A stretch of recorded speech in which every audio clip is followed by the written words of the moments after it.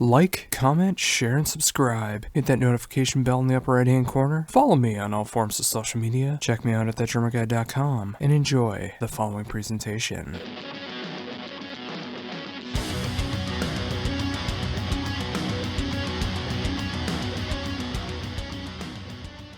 Hello? Hi, David.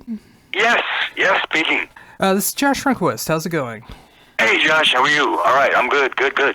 I'm doing great. Thank you very much for taking time to do this interview. Oh, my pleasure. Oh, well, awesome. Well, of course, we're here to talk about the brand new collection from VIrgin Steele, 7 Devils Moonshine, which is coming out this Friday through Steamhammer SPV. I've gotten the chance to be able to check out the first 3/5 of this box set, and I really love what's going on here, being able to collect all of these songs and make them into 3 full-fledged studio albums. I mean, it's just a great collection of new versions of songs, be it acoustic or orchestral, some amazing cover songs that are going on there, and some great studio songs that are going on there. I mean, it just has everything that a VIrgin Steele fan could possibly want. Wow, thank you. I really appreciate that. That's really heartening to hear. Thanks so much. Oh, absolutely. So, with that in mind, how did this idea to make this box set come to be?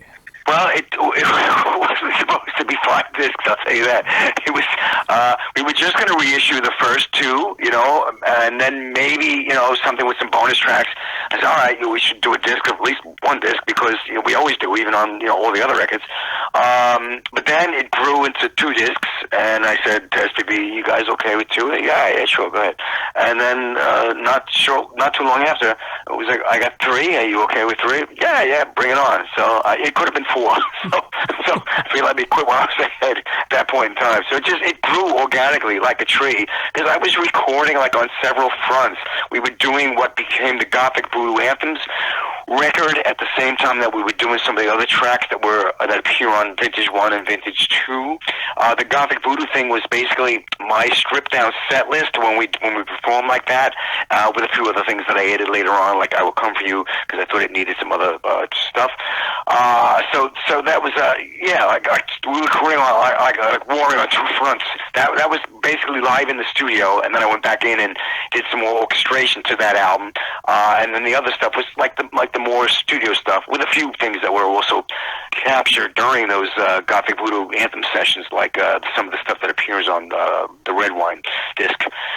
So it was just, I don't know. It's if I think back on it, it's mind-boggling. It was just like endless, just nonstop recording, just singing, jumping, playing, writing, going apeshit. So with that said, with the fact that this box set is finally coming out on Friday, how do you feel about the whole collection now, looking back at it?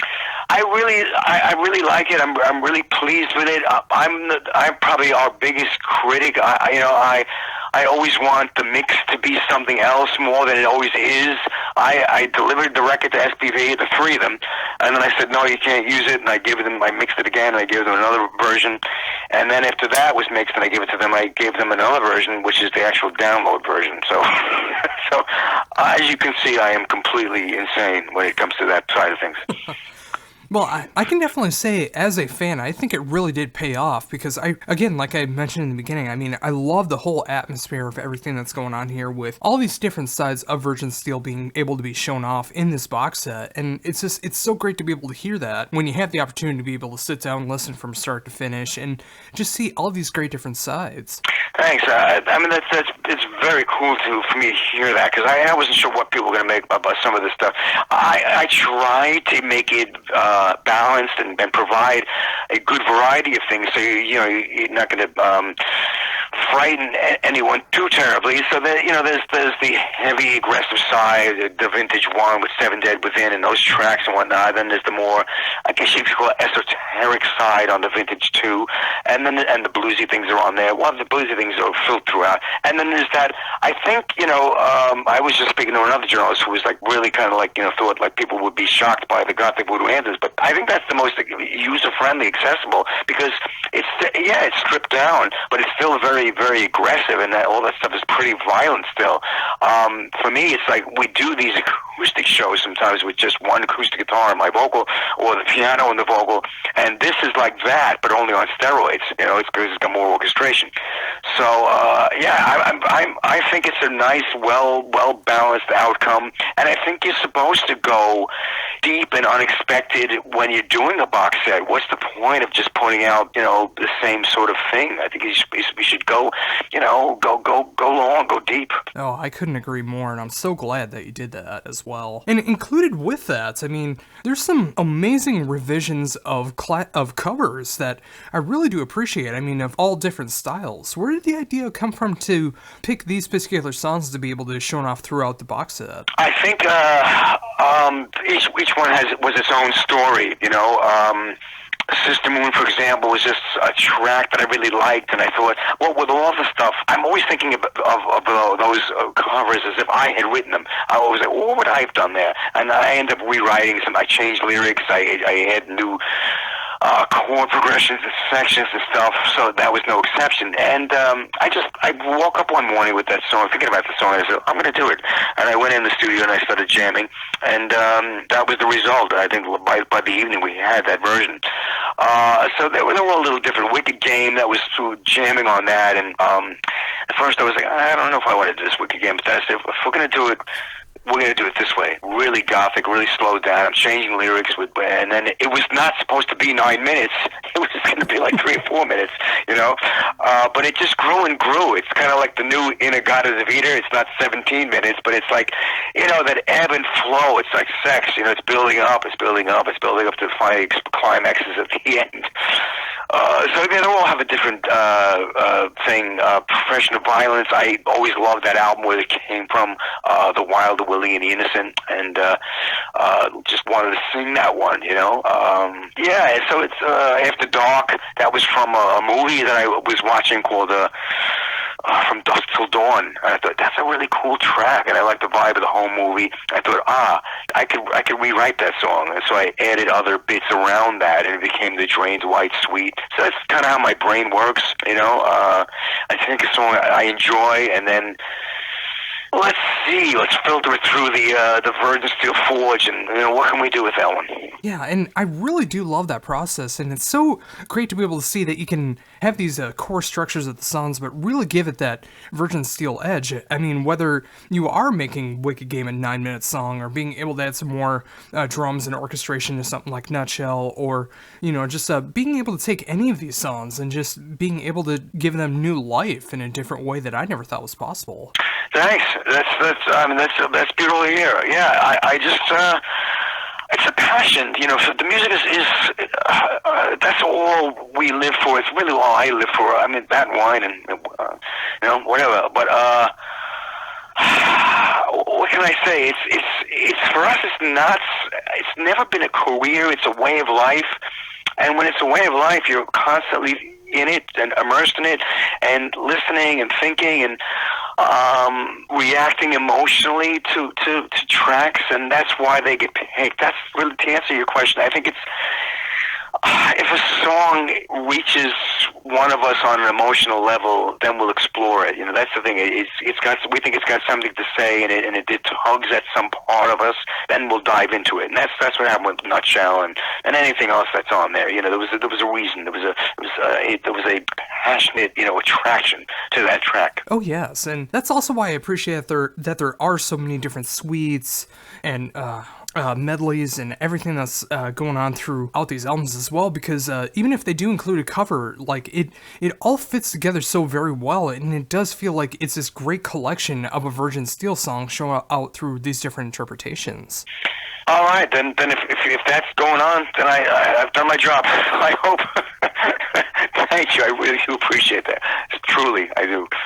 Oh, very much so. So, with that in mind, I mean, obviously, taking on this huge project like this, and again, with having everything coming out through Friday and everything, what are you going to do now for VIrgin Steele, now that this is already coming out? What I'm going to do now is dive into, we have two, I guess they're more like a concept album type we started recording. One is sort of like, I guess you could call it the Greek tragedy one, and one is more like a autumnal, dark, seasonal one.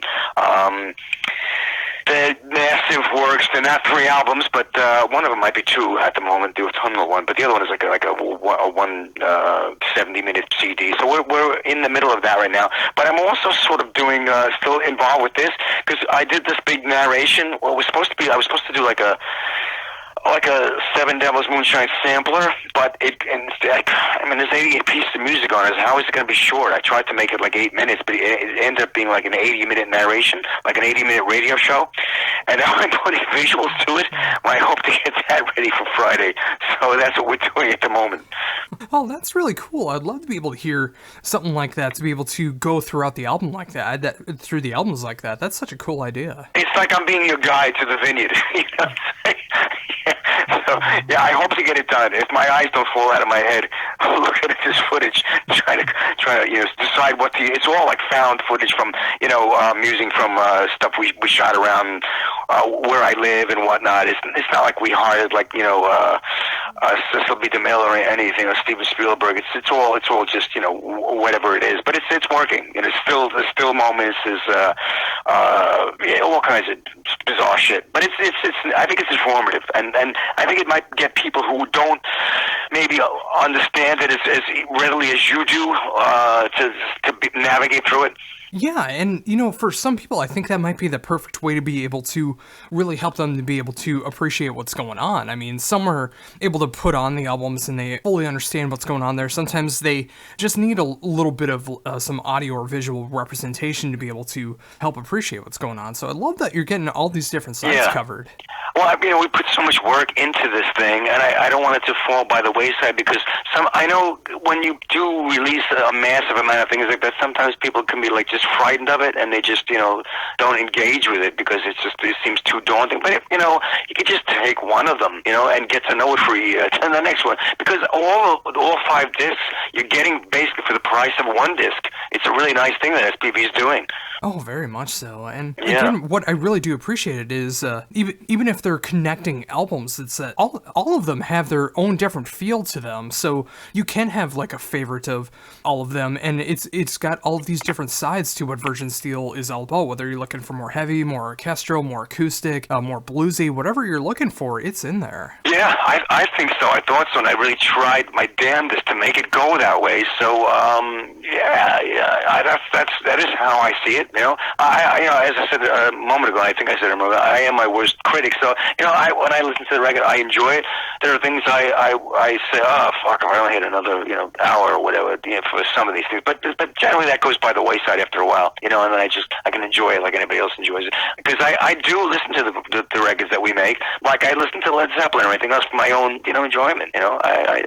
We're immersed in it. We all do. We all listen to the records as if it's another band that we like. Oh, very much so. So again, with all of that, I mean, of course, with this massive undertaking of what's going on with this box set, and already working on the next albums for VIrgin Steele, I mean, it's going to be a great feeling to be able to have like all of this material to be able to choose from to go into the live shows. Oh, sure. Yeah, absolutely. That's always a tricky thing to pick the sellers. I mean, it was tricky 10 years ago, so it just gets harder. But a lot of the stuff we've been playing, so it's already in there, and that's why we recorded it that way live, because we were doing it, and it just, it was better than, okay, the red light's on, we're doing this, that, and the other thing. That sometimes it gets a bit, annoying. So a lot of the times we were doing stuff where we were just recording. They didn't know we were recording, and I often forgot that I was just rolling. We were rolling. So you get stuff that's more spontaneous, and it's more enjoyable to work that way. And we left all that in. You can hear all that. You can hear us chatting a bit here and there, and you hear feedback on the Gothic Voodoo and stuff like that, because we were recording through quite a loud PA at the time, and the piano sometimes is bleeding through the mic, but it creates that vibe that like you're actually in the room with us, which is kind of nice. Yeah, and I'm really drawn to that album for that reason, because it really does have that feeling of the whole band just getting together and going through these songs and just hearing the enjoyment of what's going on in a VIrgin Steele set. So, I mean, it's really cool to be able to get that kind of hindsight like that. It would have been nice if we had the audience there, and I could call it a live album. I won't call it a live album because I did go add some orchestration on some of the tracks later on. But all the vocals and all the initial whatever instrument was played were all captured at one go. So it is essentially a live record, Oh, definitely. And yeah, I mean, it really does have that feeling too. And, it's just, it's going to be a great feeling to be able to have a studio set up like that, where you can forget that the record button's on and you're able to just like flow through everything, and then you're able to go back and it's like, wow, this is actually good enough to be able to put onto an album. Yeah, it is nice. I mean, the whole dwelling where I live is basically situated like that. We can, record in whatever room that we want to. I have like a great hall with a fireplace where we did like a lot of the stuff in there. And there are other, rooms. So it's more set up for me recording than this is for living. But that's the way my life is these days, and every day, forever. So and it's not going to change. So it is what it is. And what is that like for you? I mean, being able to have all these different rooms as an option to be able to get these different vibes and feelings for each VIrgin Steele album. It's a beautiful thing, because I can say, all right, well, I think this track would result from this openness. Let's go there and do this there. Or all right, let's not. Let's keep this a little more, I don't know, intimate. Like there's not so much reverberation or whatever. So that goes into, you got to sort of like think ahead what you want to try to achieve by the end of it. There's a little bit of forethought that's got to go on. And sometimes you just we're here, you're winging it, and whatever happens because that's the room you happen to be in. Yeah, so there's a little bit of everything to keep you from the gallows pole. Oh yes. And how long did it take to be able to really get this to go in the way that you wanted to, for like the studio wise, making sure that you got the right mics and the right setups and everything like that? That's ongoing. That's still going. I've been doing that since probably 2003. And it's still, you're still experimenting. Trying out different mics, different pieces of gear all along the way. Most of the actual recording process stuff I haven't updated in a while, because I don't want to worry about the latest technology, and then this thing's I'm working. It's working here. I don't want to get bogged down with learning something new. I'm too busy recording and whatnot, so I don't want to have a learning curve right now. I just want to maybe at some point in time later on, if there's ever a break, I'll update some things, but most of it I'm fine with. It's more like the mics and things like that, and amps that we're always experimenting with, speakers, sort of stuff.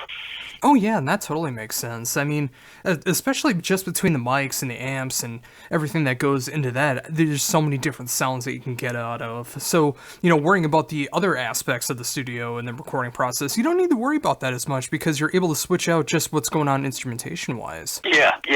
So I like to keep it simple, direct as much as possible, and not get too bogged down in the technology.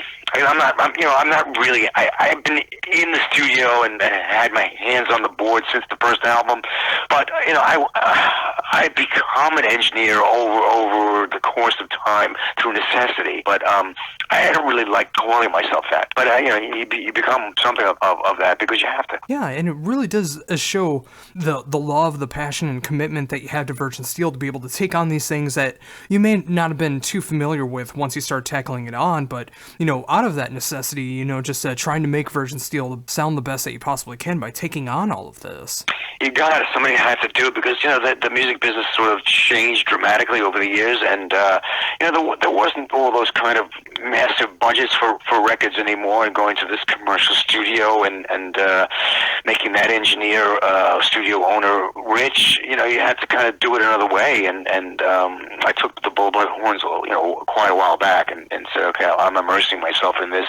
Let me grow. Let me see what I can do. Let me take my lumps, make my mistakes, and go from there. And every album is really a learning experience, and you try to bring what you learned on that one into the next one, and some of it applies, and some of it absolutely does not.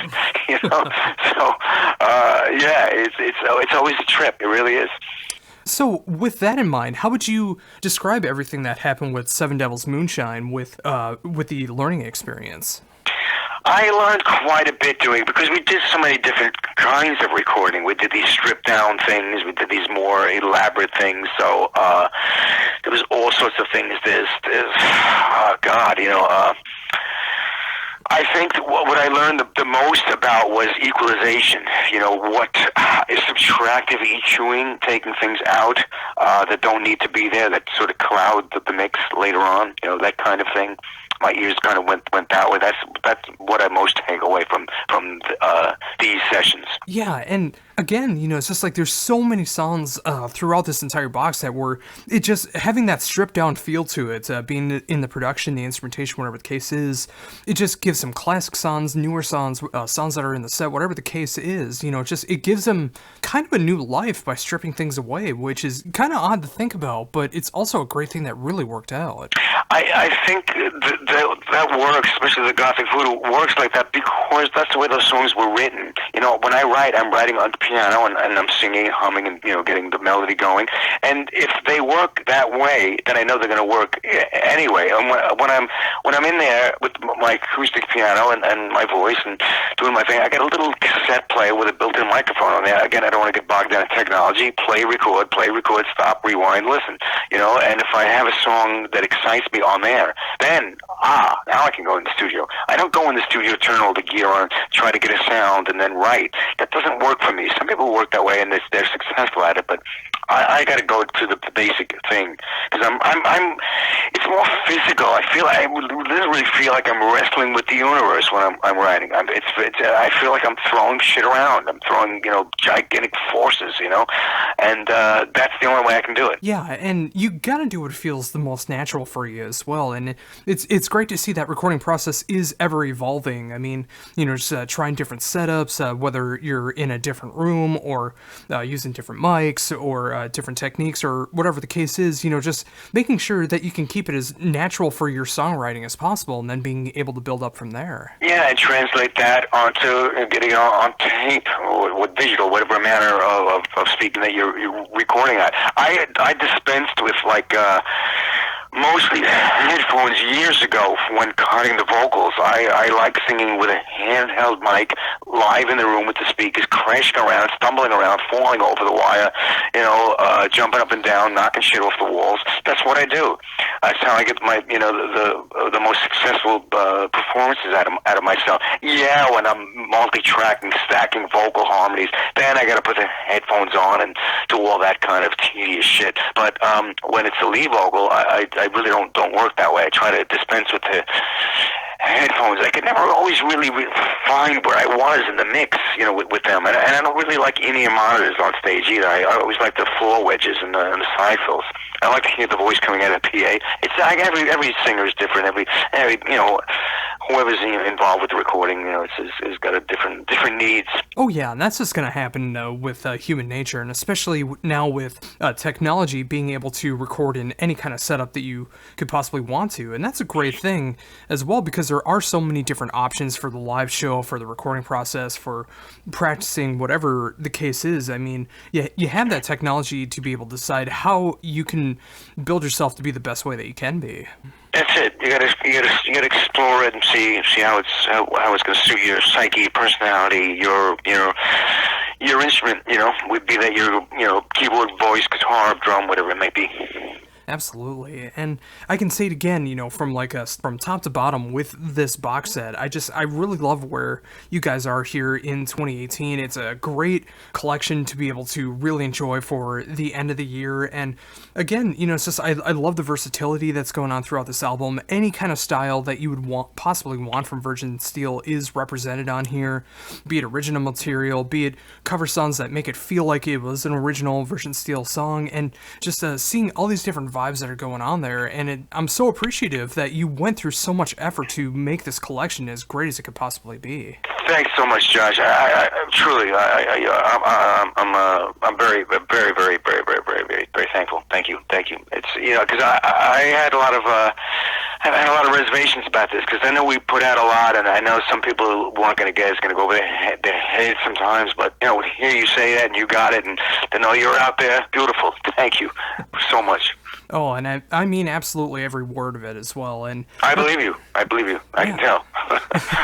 Oh, thank you. And yeah, with that, it's just like I love when someone can be so ambitious like this to be able to release 5 discs worth of music, and it's just like you can tell their heart and soul's in it rather than just a collection of B-sides or cover songs that never fit onto a different album or whatever the case is. I mean, I can tell from start to bottom this is just authentic VIrgin Steele, and that's all I could ever ask for.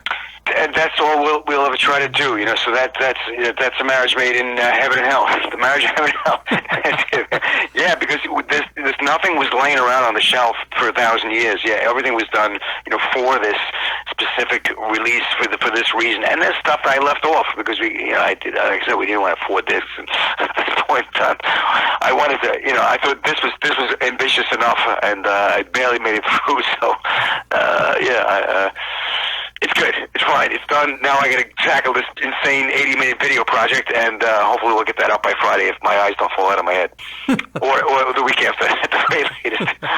Oh, yes. And I think with that, I think that's a fantastic note to end on, and I thank you once again for being able to take the time to talk to me about everything going on in the world of VIrgin Steele, and of course this amazing collection known as 7 Devils Moonshine coming out on Friday through Steamhammer SPV. I've said it so many times throughout this conversation, and I just got to say it again. I really love what's going on there. Being able to hear these songs that I grew up with in different interpretations I never would have expected, hearing these amazing VIrgin Steele songs stripped down, brand new original material that's shown off on here. I mean, just all of these different sides of what VIrgin Steele is, you get to hear in this one collection, and it's so great to hear that, and it was so great to be able to talk to you about all of it. Thanks so much, Josh. My pleasure, absolute pleasure. You definitely made my day. Appreciate it. Thank you.